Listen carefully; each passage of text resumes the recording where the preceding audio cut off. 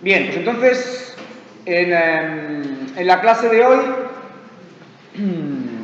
veremos este último periodo con el que se cierra, perdón que me he confundido con el 17, evidentemente terminamos en, bueno, 18, no llegamos al 19, pero bueno, al final de la clase haremos un punto sobre cómo se encuentra por lo menos el sistema político a día de hoy en España, ¿vale? Si bien es algo que vimos también en el primer cuatrimestre, de manera un poco sucinta, pero que, bueno, no estaría de más recordar, bueno, quién es el presidente del gobierno, cuáles son los principales partidos. Bien, en todo caso, recuperamos el hilo temporal con el que dejamos la semana pasada. Nos quedamos en los atentados del 11 de marzo de 2004 y la posterior victoria electoral del Partido Socialista liderado por José Luis Rodríguez Zapatero.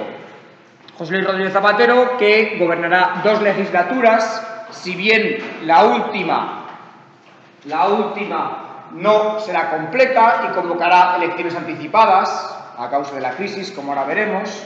Bien, y también, como en el caso de las legislaturas del Partido Popular de Aznar, se pueden dividir en 2 grandes bloques.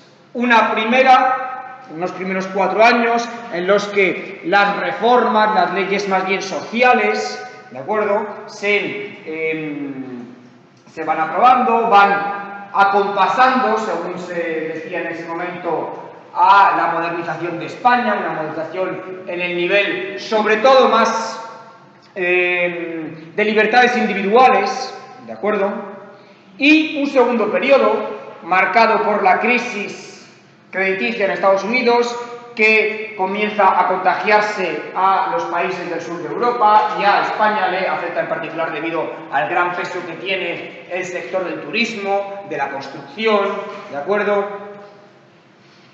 Por lo tanto, un segundo periodo en el que se toman varias medidas de gestión de la crisis, como bien dice ahí, que serán bastante criticadas por parte de la población y que dará lugar a una movilización política bastante famosa, ¿de acuerdo?, que es la del 15M. Como a partir de las manifestaciones del 15 de mayo, en realidad son las manifestaciones del 13, 14 y 15 de mayo en Madrid y los días posteriores, como también dan lugar a la aparición de un nuevo partido, bien, Podemos, y a la refundación o a la puesta en escena de un partido algo más viejo, pero que también serviría para dar esta imagen de renovación política. ¿De acuerdo? Bien. Como vimos, por tanto, la semana pasada, en esas elecciones de 2004, debido a los atentados del 11 de marzo, pero también debido a la mala gestión informativa y a la manipulación, sobre todo informativa, que hace el Partido Popular de estos atentados, la abstención en estas elecciones se reduce bastante.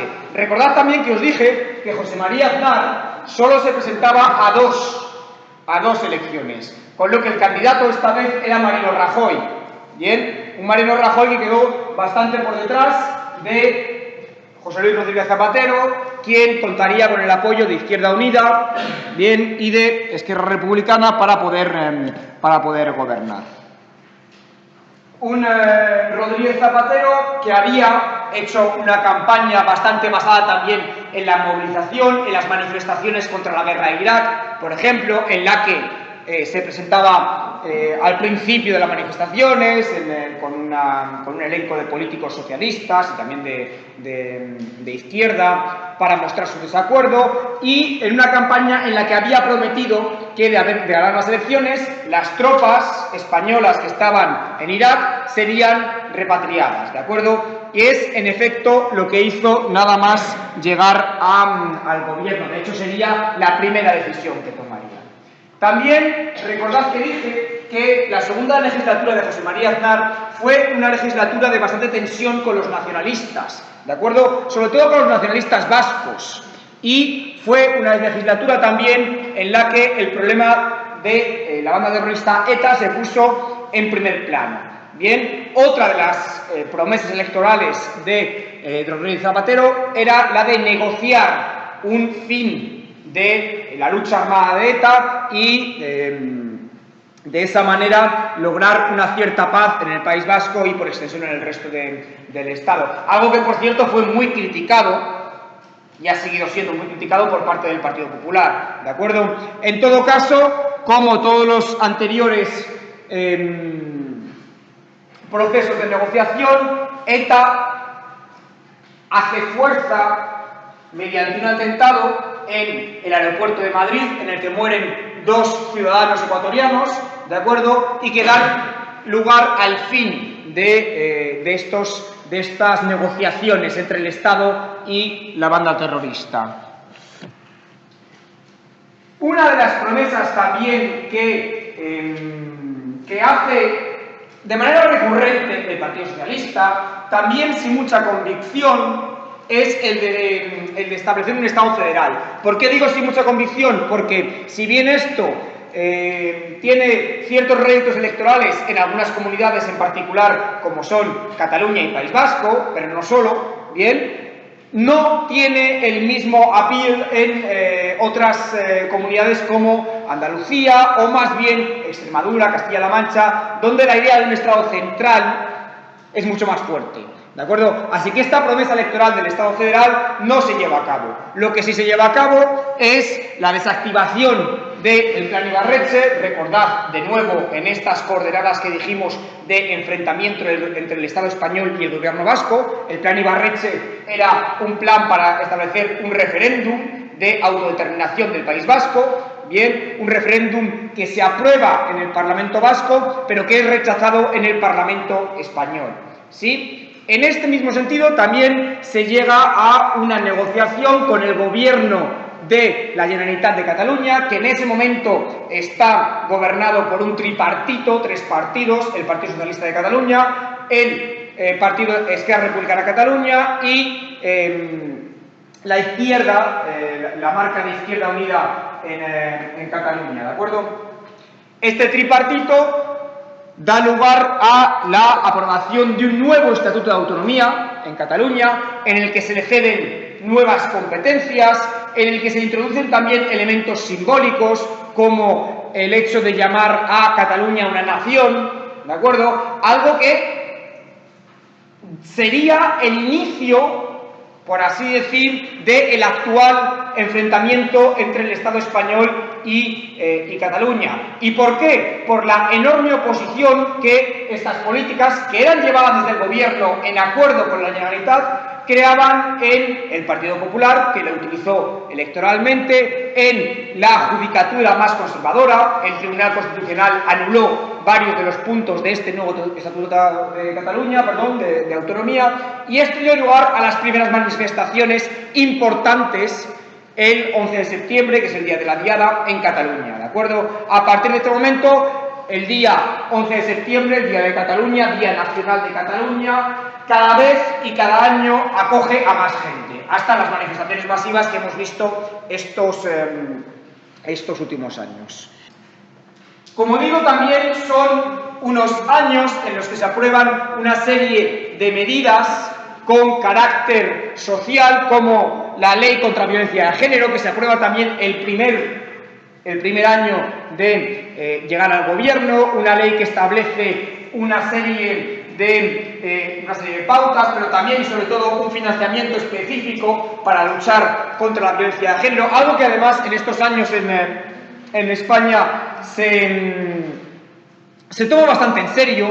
Empieza a aparecer en la prensa de manera recurrente la existencia de este problema, ¿de acuerdo? La violencia machista, ¿sí? Y cómo hacía falta establecer unos juzgados específicos, una policía específica, etcétera, etcétera.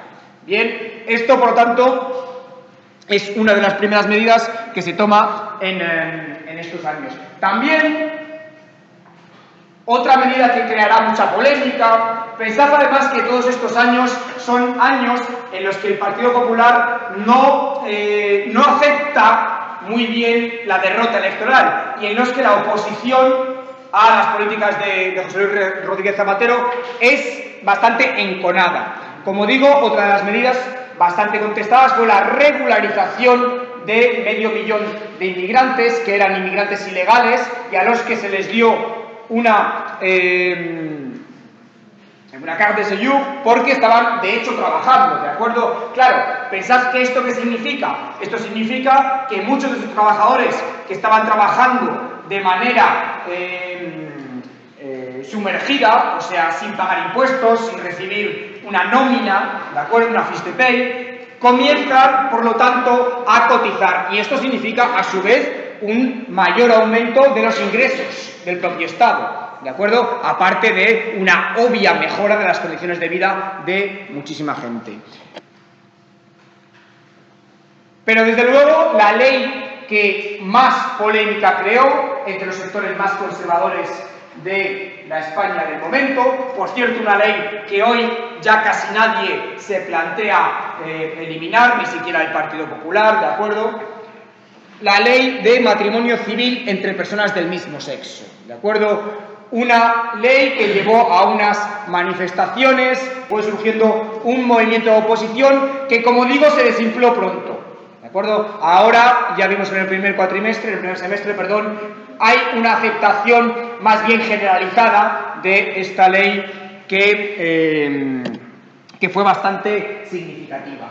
2006 se aprueba también una ley de dependencia de las personas que no pueden mantenerse por sí mismos y, por lo tanto, la presencia de enfermeras, de ayudas sociales, de ayudas económicas a gente que tuviera gente a su cargo, ¿de acuerdo? Que por lo general son mujeres las que cuidan de ancianos, enfermos, etcétera, etcétera. ¿Sí? Pensad además que fue una legislatura en la que se aprobaron leyes como la Ley de Igualdad, en el que se establecía que en los consejos de administración de las grandes empresas tenía que haber una paridad de hombres y mujeres. ¿Sí? El mismo gobierno de Zapatero, el mismo Consejo de Ministros, era un ejemplo de ello.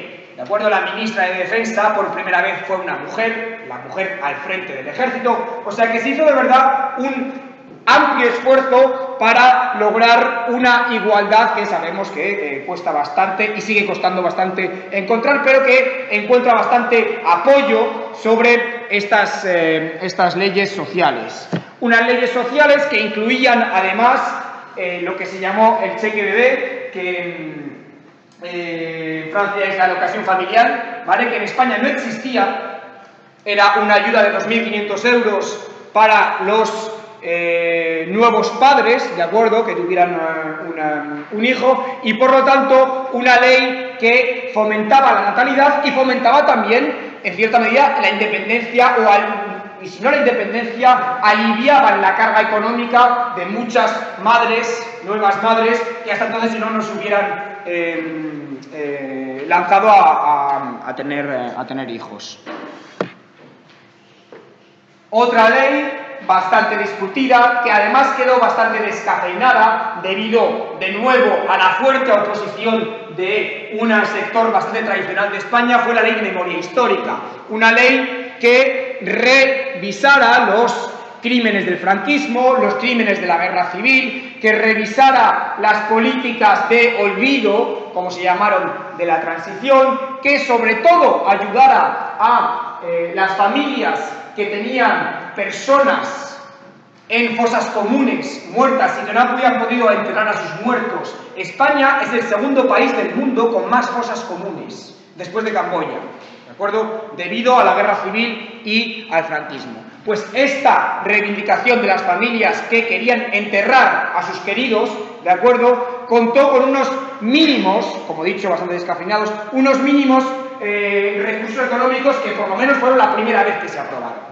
¿Sí? Esta batalla que están teniendo las familias de los represaliados por la guerra civil y por el franquismo sigue viva hoy en día, porque enseguida veremos que el gobierno del Partido Popular del señor Mariano Rajoy después quitaría casi todas estas ayudas, ¿de acuerdo? Entre ellas, por supuesto, la ley de memoria histórica. Claro, con toda esta serie de medidas sociales, el nuevo gobierno adquiere una legitimidad bastante importante y gana las segundas elecciones. Bien, gana unas elecciones en un momento crítico. Gana unas elecciones en 2008, negando que existiera una crisis en España. Bien, ahora vamos a ver un pequeño vídeo sobre la creación de esta crisis, de esta burbuja inmobiliaria que se crea en el país, no evidentemente en años tan recientes como 2004, pero también, sino de dónde viene esta... ¿por qué afectó de una manera tan importante la crisis de Estados Unidos en España? ¿De acuerdo? Y cómo sigue afectando a día de hoy. Bien, esto tiene que ver, y ya lo hemos visto, y ya lo he dicho al principio de clase, con una economía que está bastante anclada en sectores económicos como la construcción y el turismo, que dependen también mucho de, evidentemente, los vaivenes internacionales, ¿sí? Y una de las cosas que se le criticó mucho al gobierno de Rodríguez Zapatero, cuando había bonanza económica, 2004-2008, se podía haber hecho una reforma fiscal bastante más progresiva porque había un crecimiento económico, las empresas ganaban más, se podía haber...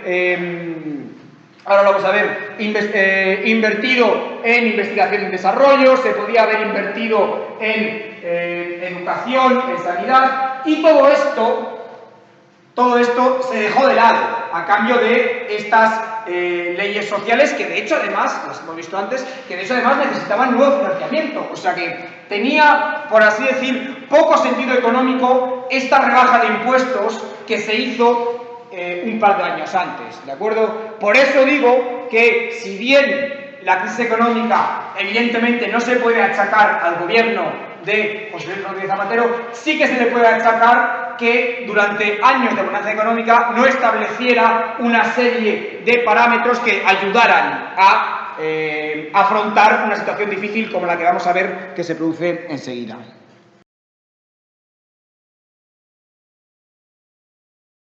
Lo que estaba claro es que España estaba en una burbuja de construcción, en el que el precio de las viviendas era mucho más amplio que realmente la capacidad de los españoles para pagar esas viviendas. Lo que estamos, por ejemplo, viviendo ahora mismo, que es la burbuja del alquiler, bien, en muchas ciudades, es que los alquileres suben, eso está pasando ahora, como bueno, en España, en Madrid, como en Barcelona, como en otras ciudades de Europa. Sin embargo, el sueldo de la población no sube en la misma proporción y, por lo tanto, a lo que se recurre es a endeudarse, a créditos con el banco, cada vez más, a deudas cada vez más grandes. Claro, una vez estalla esta crisis inmobiliaria, lo que comienza a hacer el gobierno, como ya he dicho, es aprobar ciertos planes anticrisis de rigor presupuestario, una palabra con la que estamos bastante familiarizados desde hace unos años, ¿de acuerdo? Un control del gasto público, ¿sí? Que se focaliza primero en una reducción de los sueldos para los funcionarios públicos, por ejemplo, la eliminación, ya lo hemos visto, de los 2.500 euros de alocación familiar, la congelación de la subida de las pensiones son la retraite, ¿de acuerdo? Y cómo ese dinero se iba actualizando con el índice de precios al consumo. Según iba subiendo los precios, se va subiendo el montante que cobraban los pensionistas. Pues esto se congela. Se hace más fácil el despido, le licenciement de personas, ¿de acuerdo? Se sube la edad de jubilación de 65 a 67 años.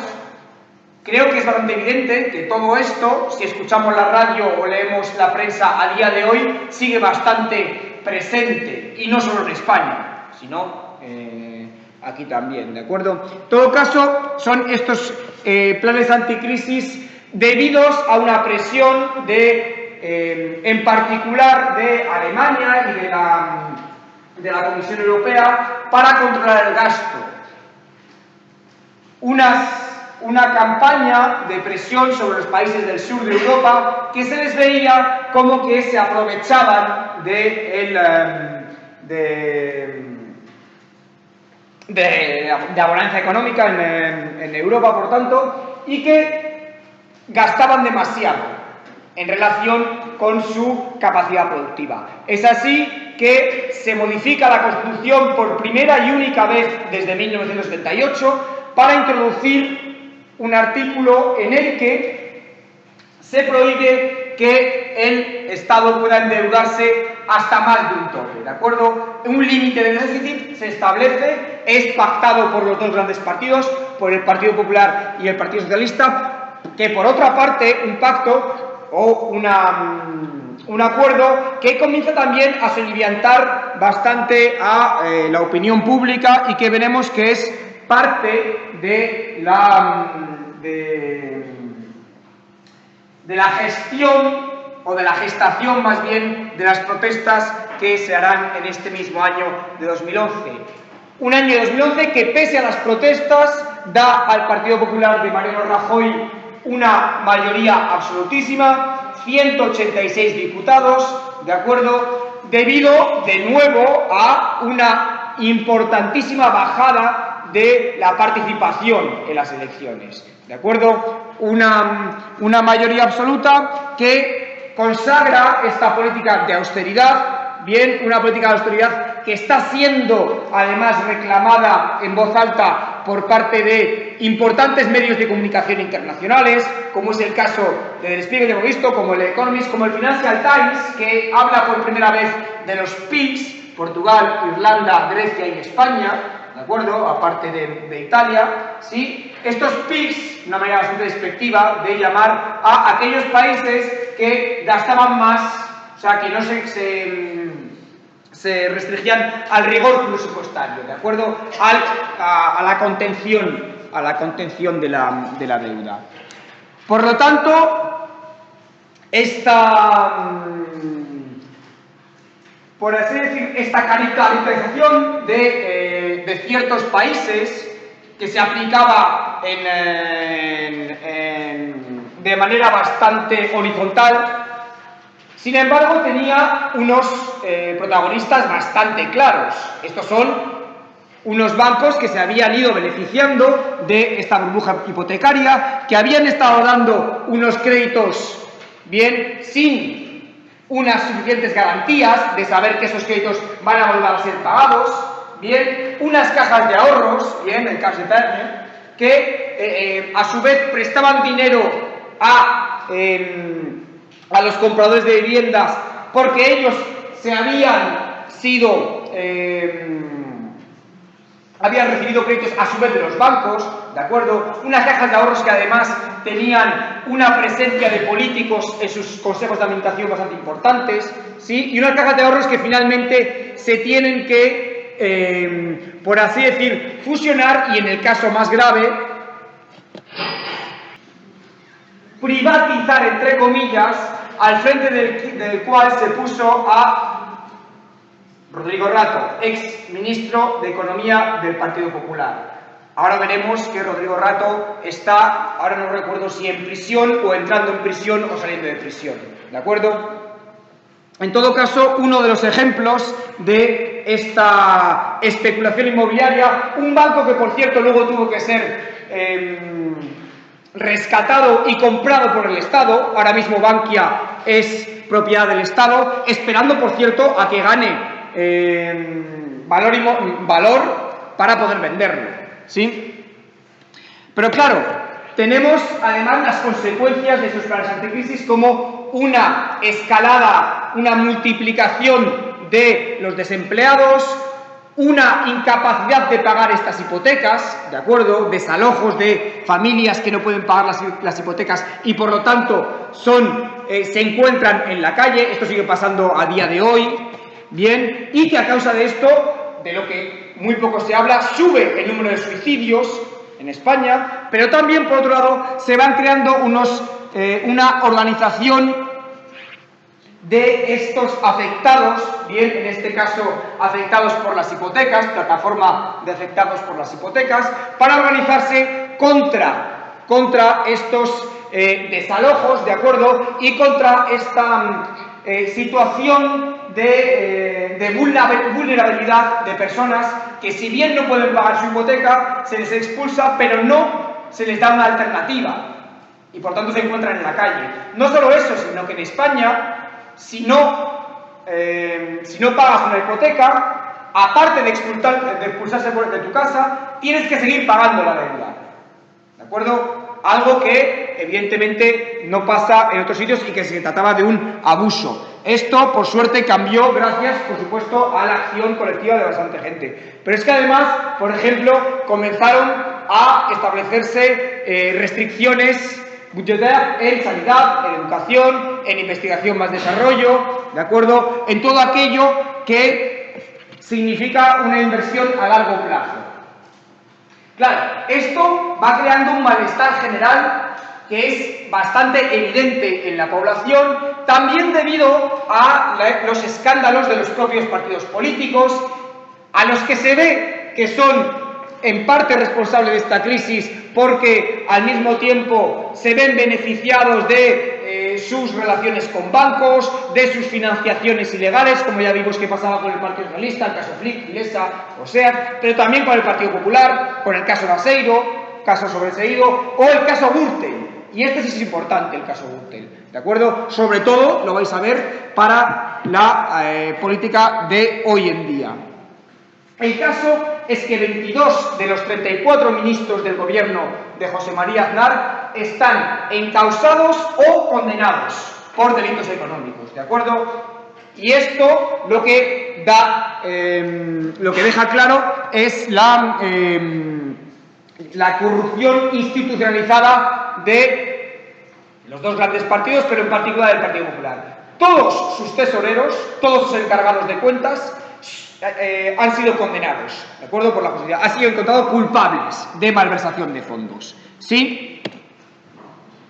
Pero no solo eso, sino que además, ya lo vimos la semana pasada, muchas de las privatizaciones que se produjeron, esto es, venta de patrimonio público a empresas privadas, ¿de acuerdo?, se hacía de manera bastante corrupta y se vendía a amigos o a familiares, ¿de acuerdo? Es el caso, por ejemplo, de las viviendas públicas en Madrid, las viviendas que construía el Estado, a su vez se vendían a fondos de especulación, ¿de acuerdo?, que tenían conexiones con la propia familia Aznar. O sea, que vemos aquí cómo este ciclo de corrupción se alimenta durante todos estos años, ¿de acuerdo? Pero, por supuesto, no solo a nivel estatal, también en Cataluña, el partido de Convergencia y Unión, por ejemplo, se llevaba un 3% de manera ilegal de todas las obras que se hacían en Cataluña, ¿de acuerdo? Si la Generalitat, esto es el gobierno catalán, aprobaba la construcción de un hospital, se lo daba a una empresa, ¿de acuerdo?, la que fuera, esa empresa tenía que darle un 3% del coste, evidentemente bajo manga, sin ser declarado, al partido, ¿de acuerdo?, y al propio Jordi Pujol. Tenemos además el descrédito de los sindicatos que durante todo este tiempo no habían hecho gran cosa para realmente mantener el poder adquisitivo de los españoles y, como habíamos dicho también ya desde la transición, se habían esquelotizado debido a su dependencia de las subvenciones públicas también, ¿sí? Tenemos además el momento en el que por primera vez la monarquía empieza a ser realmente desestabilizada por sus propias acciones. Tenemos ejemplos bastante cómicos, como el hecho de que durante la crisis el propio rey, el rey emérito, Juan Carlos I, estuviera cazando elefantes con un amante, etcétera, etcétera. Pero luego tenemos casos más serios, como el caso Nos, que es el caso del marido de una de las hijas del rey, que se enriquece también por medio de estos casos de corrupción, que sería muy largo contar aquí, pero que por cierto está condenado y está en prisión, ¿sí? No solo eso, sino que además esta gente que está en prisión recibe el apoyo público o semipúblico por parte de la futura reina, Leticia, ¿de acuerdo? Como es el caso de López Madrid. Esto, claro, lo que da lugar es a un malestar, como he dicho, que se va concretando, ¿sí?, a lo largo de los años. Pensad, acordaros que os dije que con el ingreso en la OTAN comienza el nuevo ciclo de movilizaciones, ¿sí?, con gente más joven también. El caso de las manifestaciones contra la guerra en Irak fue evidente. También recordad que dije que estas manifestaciones fueron también la evolución de las manifestaciones, por ejemplo, por la reforma universitaria, ¿sí? Unas manifestaciones que además se fueron siendo alimentadas por esos movimientos sociales nuevos, como la plataforma de afectados por la hipoteca, que luchaban contra los desahucios, la situación de las familias que no podían pagar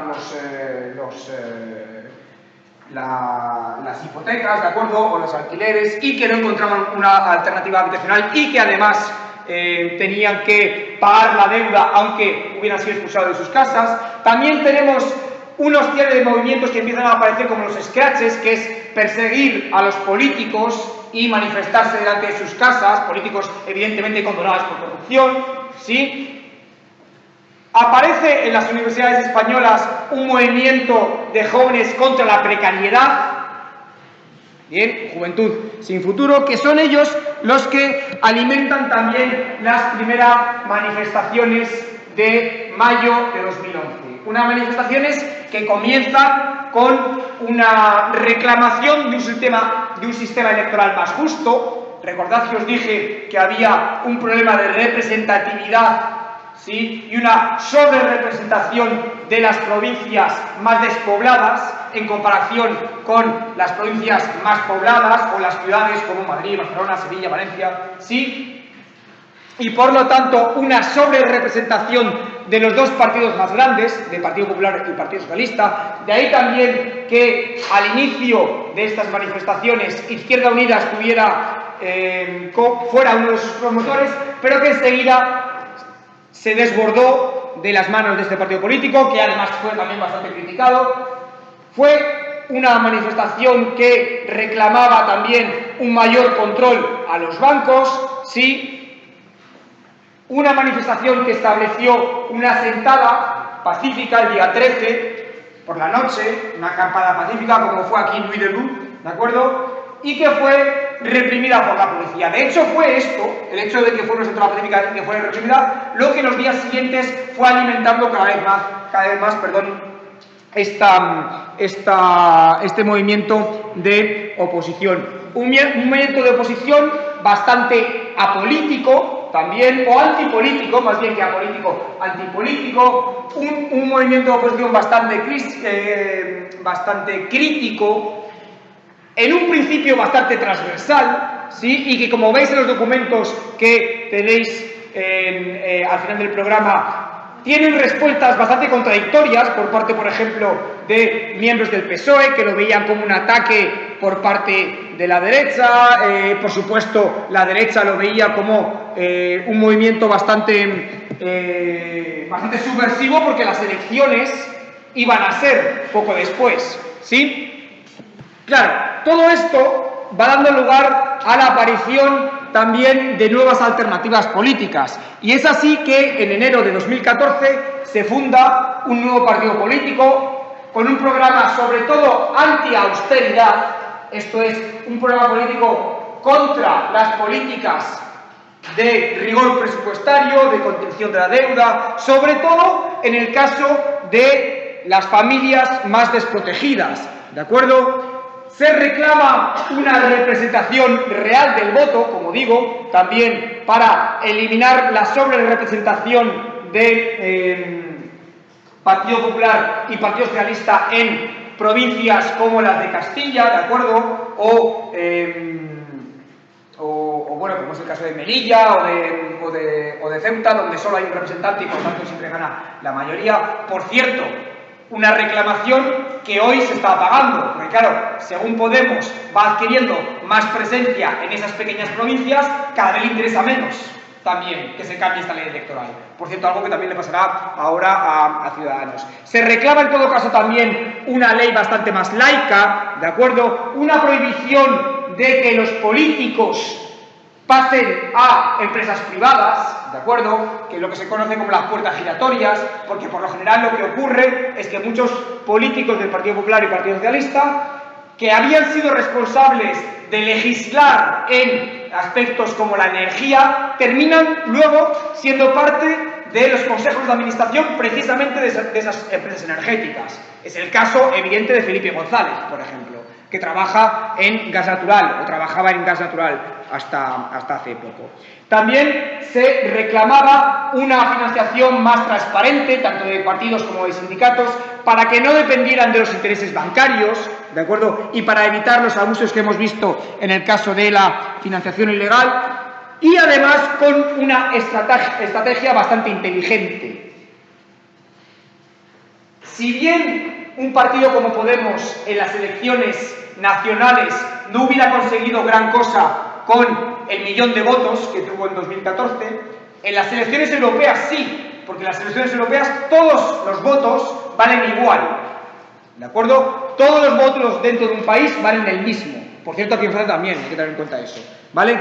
Y así, con más de 1.000.000 de votos, lo que era ya una sorpresa, consiguió 5 escaños. Esto fue un enorme empujón para la carrera política de Pablo Iglesias, su líder, y del partido en general, que en las autonómicas del año siguiente sube más del doble, ¿de acuerdo? Hasta los casi 3 millones de votos, ¿sí? Además, un ascenso que se vio alimentado por la presentación de candidaturas ciudadanas, más o menos ligadas a Podemos, pero también más o menos independientes, en distintas ciudades de España, ¿de acuerdo? Eran movimientos que salían de las asambleas que se habían convocado, que se habían celebrado durante los días del 15 de mayo, ¿de acuerdo? Y que se fueron repitiendo de manera semanal, mensual, ¿sí? Y que mantuvieron vivo un espíritu asambleario y de decisión política y de debate político sobre todo, que dio lugar a movimientos como el de Ahora Madrid, que gana la alcaldía de Madrid, a Barcelona en Común, que es liderada, por cierto, por la líder de la plataforma de afectados por hipoteca, bien, que abandona esta organización y se convierte en alcaldesa de Madrid, pero también ciudades como La Coruña, Zaragoza, Cádiz. Hay un cambio también en ciudades como Valencia, en el que Compromís gobierna junto al Partido Socialista Valenciano. Bien, todo un cambio político que a su vez va contando también un contrapeso en la alternativa liberal, ¿de acuerdo? En otro partido nuevo, en este partido que digo que se refunda, por así decir, ¿de acuerdo? O al que se le da bastante impulso, que ahora veremos que es Ciudadanos.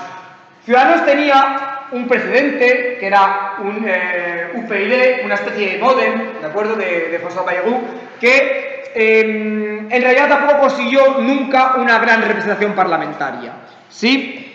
Sin embargo, esta idea de un movimiento joven, como era el 15M o Podemos, también es retomado por parte de Albert Rivera, que era un político catalán, que había creado un partido nacionalista español en Cataluña frente a las políticas del tripartito, recordad, y al nuevo Estatuto de Autonomía que se había ido planteando con Zapatero, bien, y que iba ganando también la legitimidad que perdía el Partido Popular. De hecho, al principio era un partido exclusivamente catalán, ¿de acuerdo?, que solo se presentaba en Cataluña, Ciutadans, ¿sí? Claro, el salto a la política, por cierto, no era un partido tan nuevo, era un partido de 2006, ¿sí? El salto a la política nacional se hace con la ayuda de intereses turísticos y bancarios catalanes que veían, por ejemplo, una amenaza, las políticas de Ada Colau desde el Ayuntamiento de Barcelona, ¿sí? Unas políticas que de todas formas se ven necesarias y de hecho hoy ya creo que indiscutibles por gran parte del arco político a la hora de contener, por ejemplo, los pisos turísticos, Airbnb y todo esto, porque no se imagino que todos los que habéis ido a Barcelona habéis visto cuál es el problema de turistificación, por ejemplo, que sufre Cataluña, ¿de acuerdo? En todo caso, estos intereses turísticos y bancarios apoyan la emergencia de este nuevo partido, bien, y dan este salto nacional 7 años después, en 2014. Aún así, su representación hasta ahora quedará bastante restringida a estos 32 diputados, si bien cada vez se da mayor proyección electoral. En todo caso, lo que da lugar es a una fragmentación evidente del voto en España, ¿sí? En estas elecciones de junio de 2016, que por cierto serán una repetición porque no se logra ninguna mayoría, ¿de acuerdo? En estas elecciones de junio de 2016 vemos cómo el Partido Popular pierde la mayoría absoluta y gobierna con el apoyo de Ciudadanos, pero además con la abstención del PSOE. Recordad que para tener mayoría se tiene que tener la mitad más uno, pero sin embargo, si el PSOE se abstiene, que fue lo que hizo, lo que hace es que la gente que está en contra, los votos en contra, sean menos que los votos a favor. Y así Rajoy fue presidente durante estos 2 años, hasta que dentro del Partido Socialista se produjo un cambio, bien, y hasta que también además surgió el juicio de la Gürtel, el juicio de corrupción del Partido Popular, lo que fue aprovechado por el nuevo candidato del Partido Socialista, Pedro Sánchez, para convocar una moción de censura. ¿Sí? Una moción de censura que estableciera un voto de confianza sobre el presidente Rajoy. Claro, fijaros en lo que en el panorama que tenemos antes. Si esta vez se conseguía que este arco votara contra Rajoy y el apoyo, como se consiguió, de Esquerra Republicana y del país y del PNV para votar contra Rajoy, se conseguía este apoyo, se cambiaba el presidente del gobierno. Y fue eso lo que ocurrió. ¿De acuerdo? También hay que tener en cuenta que han sido años de una tensión con Cataluña, que sois bastante conscientes, que también dio lugar a la creencia por parte de los políticos catalanes de que era necesario un cambio en el gobierno español, ¿de acuerdo? En el gobierno de la nación. ¿Sí? Es así, como digo, que Pedro Sánchez es presidente desde